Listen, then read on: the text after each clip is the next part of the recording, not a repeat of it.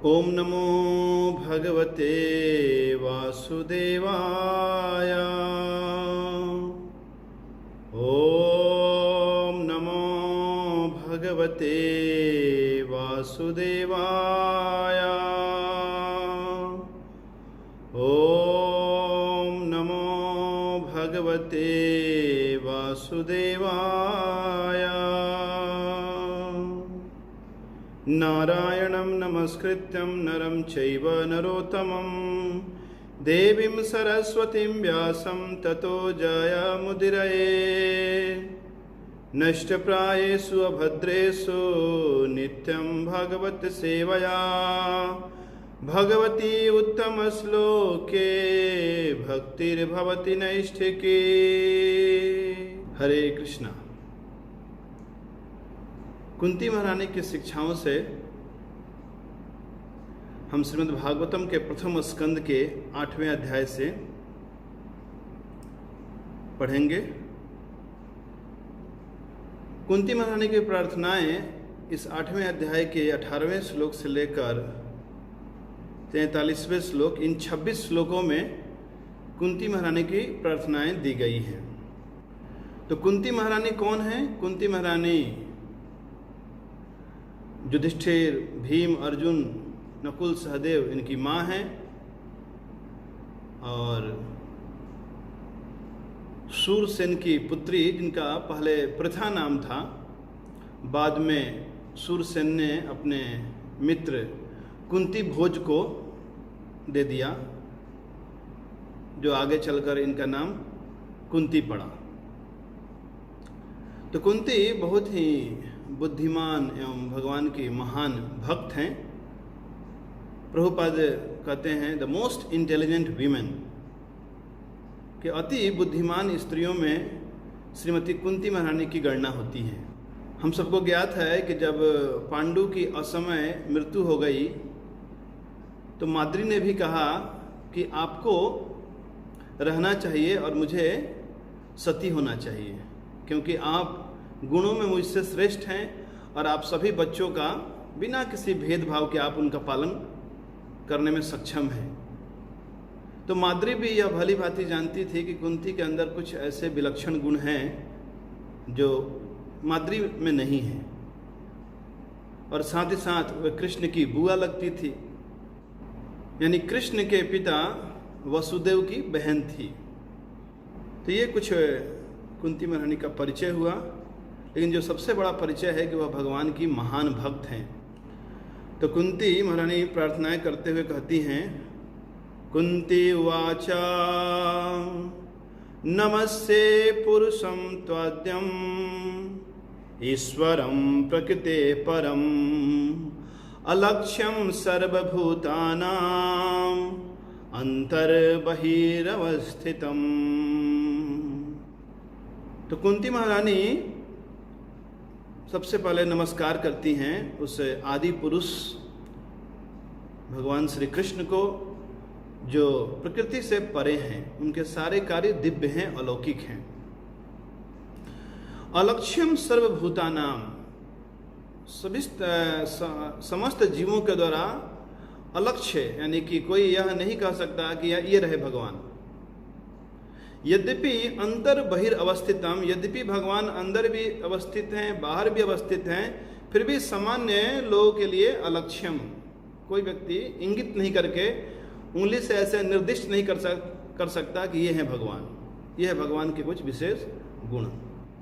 श्रीमती कुंती ने कहा, हे कृष्ण, मैं आपको नमस्कार करती हूँ क्योंकि आप ही आदि पुरुष हैं और इस भौतिक जगत के गुणों से निर्लिप्त रहते हैं।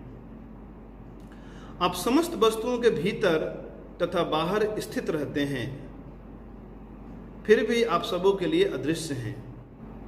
तात्पर्य में श्रील प्रभुपाद ने लिखा है कि कुंती महारानी को यह भली भांति पता था कि कृष्ण आदि पुरुष हैं, वे भगवान हैं, भले ही वे उनके भतीजे लगते थे।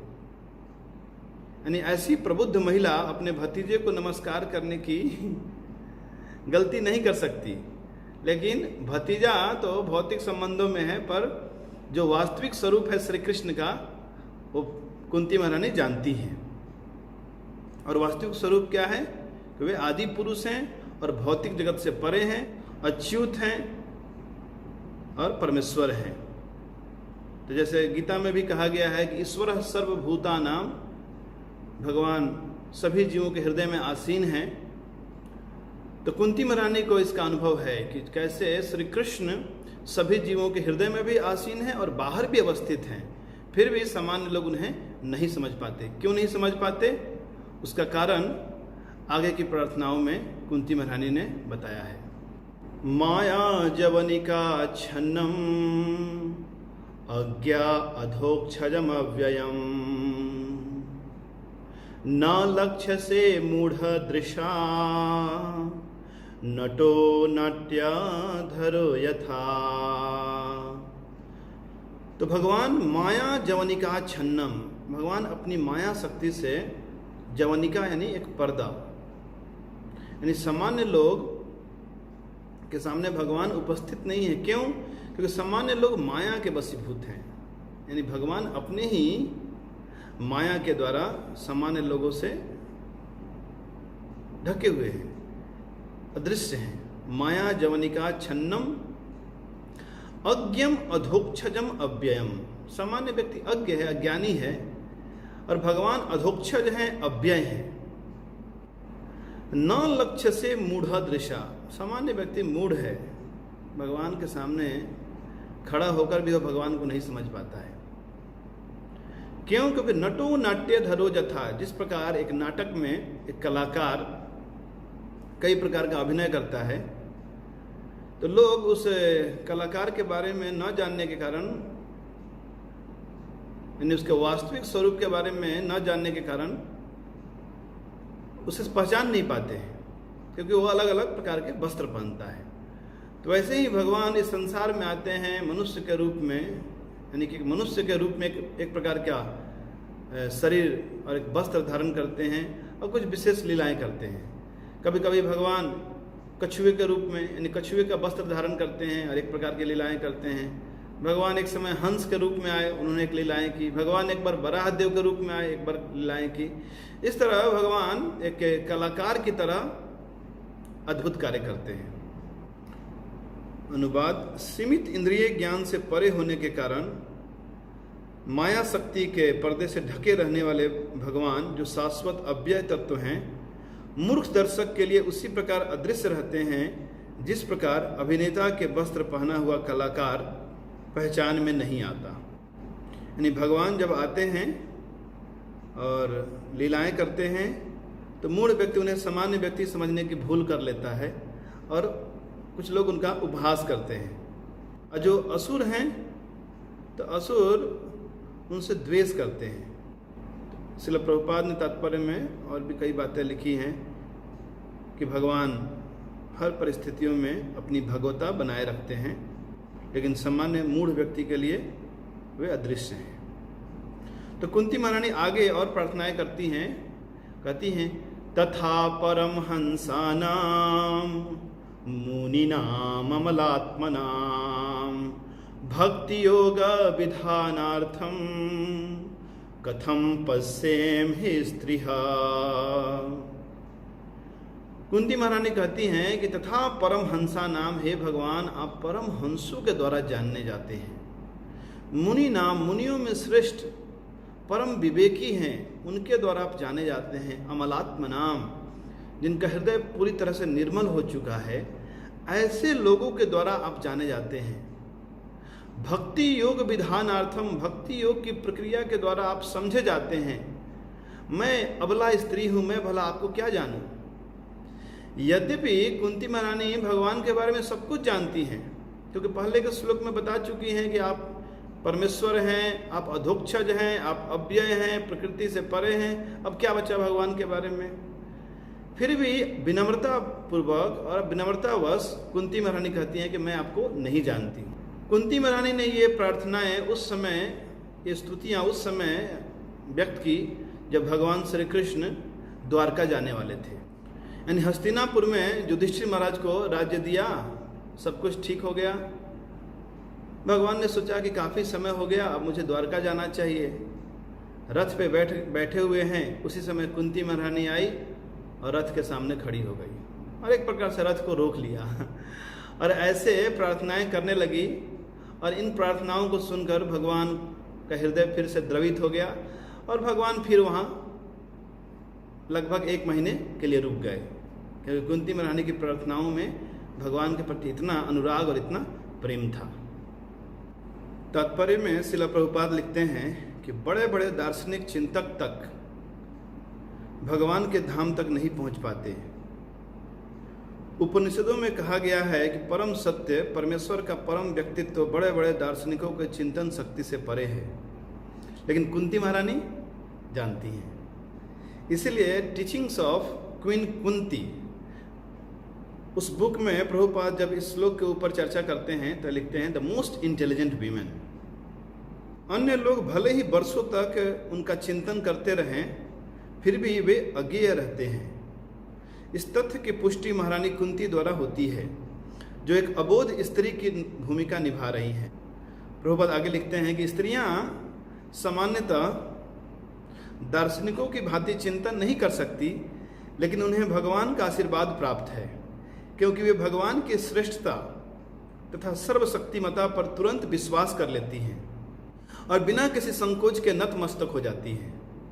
भगवान इतने दयालु हैं कि वे केवल ऐसे व्यक्ति पर विशेष अनुग्रह नहीं करते जो महान दार्शनिक होता है, वे प्रयोजन की निष्ठा को जानते हैं। इसलिए प्रायः किसी भी धार्मिक उत्सव के अवसर पर स्त्रियां बड़ी संख्या में एकत्रित होती हैं। प्रत्येक देश में, प्रत्येक धर्म के संप्रदाय में ऐसा लगता है कि स्त्रियों की रुचि पुरुषों से अधिक है। भगवान की सत्ता की स्वीकृति की यह सरलता, निष्ठा रहित धार्मिकता दिखावे से कहीं अधिक प्रभाव उत्पादक है।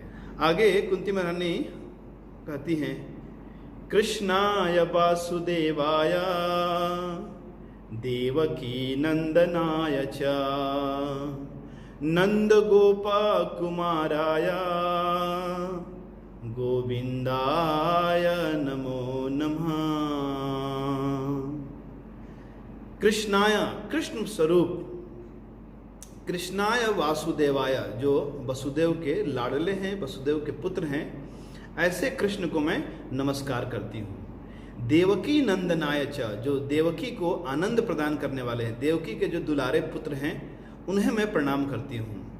नंद गोप कुमाराय, जो नंद महाराज के पुत्र हैं उन्हें मैं प्रणाम करती हूँ। या ब्रज में रहने वाले सभी जो ब्रजवासी हैं उन्हें आनंद प्रदान करने वाले जो श्री कृष्ण हैं उन्हें मैं प्रणाम करती हूँ। गोविंदाय नमो नमः, गायों को आनंद प्रदान करने वाले, समस्त इंद्रियों को आनंद प्रदान करने वाले भगवान को मैं प्रणाम करती हूँ। तो भगवान जब अपने भक्तों से संबंधित होकर पुकारे जाते हैं तो भगवान बहुत आनंदित होते हैं।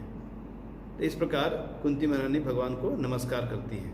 आगे कहती हैं, नमः पंकज नाभाय नमः पंकज मालिने नमः पंकज नेत्राय नमस्ते पंकज अंघ्रये।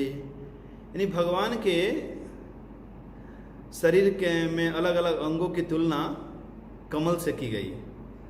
तो कुंती महारानी कहती है, नमः पंकज नाभाय, कि हे भगवान आपका जो नाभि है, और नाभि कमल में, कमल के जो फूल हैं उसमें बीच में जो कर्णिका है उसमें जैसे गर्त है जो नाभि में, वो आप उस कमल के फूल की भांति है। नमः पंकज नाभाय।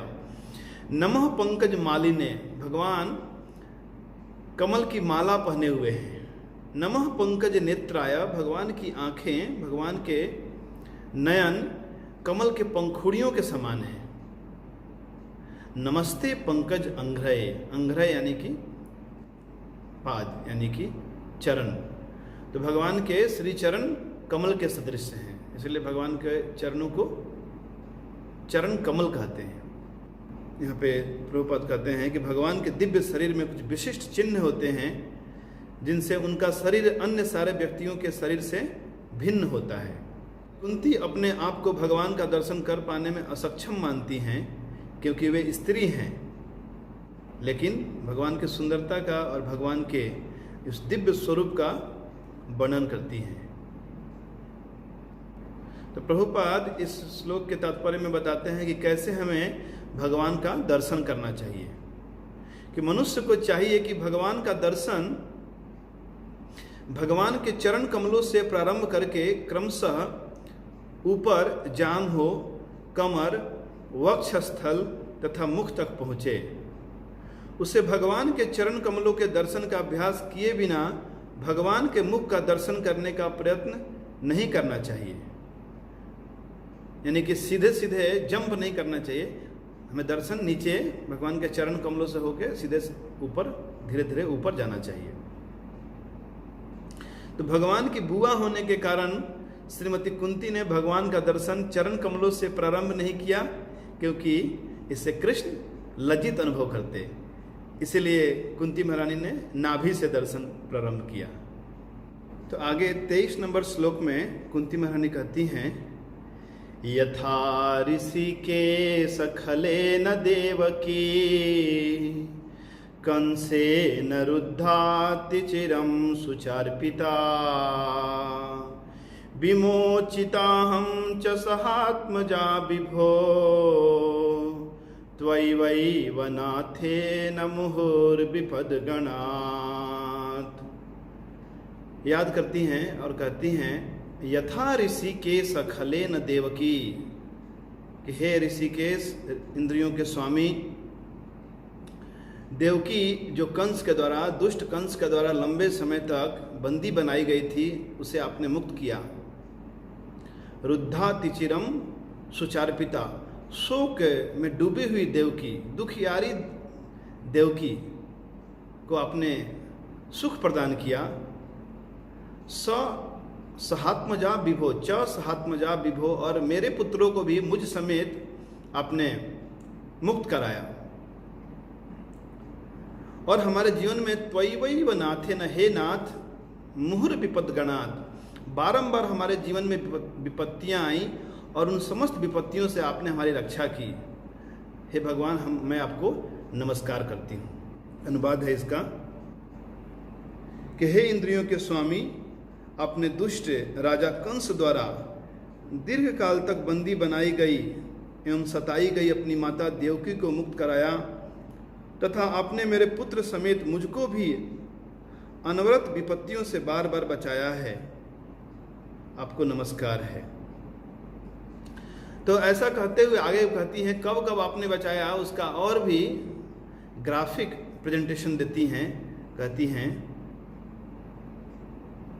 विशान महाग्ने पुरुषाद दर्शनात् असत सभाया वनवास कृच्छ्रिता मृधे मृधे नेक महारथास्त्रतो द्रोणी अस्त्र तत् चस्म हरेभिरक्षिता। विशान महाग्ने, विष देकर दुर्योधन और अन्य कौरवों ने भीम को मारने का प्रयास किया था, लेकिन वो भीम बच गए। आपको पता है कैसे भीमसेन गंगा में बहते बहते पाताल लोक में चले गए और वहाँ पर नागों के देवता वासुकी की कृपा से उन्हें, उनके शरीर में 8000 हाथियों का बल और आ गया। यानी 2000 हाथियों का बल पहले से ही प्राप्त था और इस प्रकार 10,000 हाथियों का बल प्राप्त करके और शरीर हष्ट पुष्ट हो गया उनका। उस प्रकार वापस आए, यानी कि विष से उनकी रक्षा हुई। महाग्नि, भयंकर अग्नि से भी भगवान ने उनकी रक्षा की। लक्षागृह में सभी पांडवों को जलाकर मार डालने की योजना थी, लेकिन भगवान ने उनकी रक्षा की। असत सभाया, उस सभा में जहाँ पर असत कार्य किया जा रहा था, जुआ खेला जा रहा था और द्रौपदी को इस प्रकार अपमानित किया जा रहा था, उस समय भी भगवान ने द्रौपदी की रक्षा की। और वनवास कृच्छ्रिता, और जब वन में गए 12 वर्षों तक, फिर एक बार अज्ञातवास, उस समय भी कई प्रकार के संकट आए थे उनके जीवन में, पर भगवान ने उनकी रक्षा की। तो कुंती महारानी उन घटनाओं का स्मरण करती हैं और भगवान को धन्यवाद देती हैं, भगवान के प्रति कृतज्ञता व्यक्त करती है कि भगवान आपने कैसे हमारी रक्षा की है। और अभी अभी जब भगवान जाने वाले थे उसके पहले द्रोणी यानी अश्वत्थामा ने ब्रह्मास्त्र चलाया, और ब्रह्मास्त्र उत्तरा के गर्भ में पल रहे परीक्षित की ओर लक्षित था। यानी परीक्षित को नष्ट करने के लिए, उत्तरा के गर्भ को नष्ट करने के लिए चलाया गया था। लेकिन भगवान सामने उपस्थित हैं, और कुंती महारानी ने देखा कि कैसे भगवान उत्तरा के गर्भ में प्रवेश किए और उत्तरा के गर्भ को रक्षा प्रदान किया। अनुवाद तो इसका हम सब समझ ही चुके हैं। तात्पर्य में श्रील प्रभुपाद लिखते हैं कि यहाँ पर घातक संघर्षों की सूची कुंती महारानी ने प्रस्तुत की है कि देवकी को तो एक बार ही अपने दुष्ट भाई के कारण कष्ट मिला, किंतु कुंती देवी और उनके पुत्रों को तो वर्षों तक लगातार एक के बाद एक कई प्रकार के कष्ट उठाने पड़े। यानी कि दुर्योधन तथा उसकी टोली के लोग पांडवों को मुसीबतों में डालते रहते थे, और हर बार कृष्ण कुंती समेत उनके पुत्रों की रक्षा कर लेते थे। तो इन सब कष्टों के बाद कुरुक्षेत्र का जब महान युद्ध संपन्न हुआ, अर्जुन को द्रोण, भीष्म, कर्ण जैसे महाबली सेना नायकों का सामना करना पड़ा, और जब युद्ध समाप्त हुआ तो उस समय द्रोणाचार्य के पुत्र ने उत्तरा के गर्भस्थ शिशु को मारने के लिए ब्रह्मास्त्र छोड़ा। तब भगवान ने कुरु वंश के एकमात्र वंशज महाराज परीक्षित की रक्षा की। तो इस प्रकार कुंती महारानी भगवान के द्वारा जो सुरक्षा प्रदान की गई उसका स्मरण करती हैं और अपनी स्तुतियों में उसे गा गा कर सुनाती हैं, ताकि भगवान समझें और भगवान कुछ दिन रुक जाएं। और कुंती महारानी सफल हुई है। तो हमने अभी कुछ प्रार्थनाएं पढ़ी, आने वाले सत्र में हम अन्य प्रार्थनाएं पढ़ेंगे। हरे कृष्णा कृष्ण कृष्ण हरे हरे, हरे राम राम राम हरे हरे। श्रील प्रभुपाद की जय।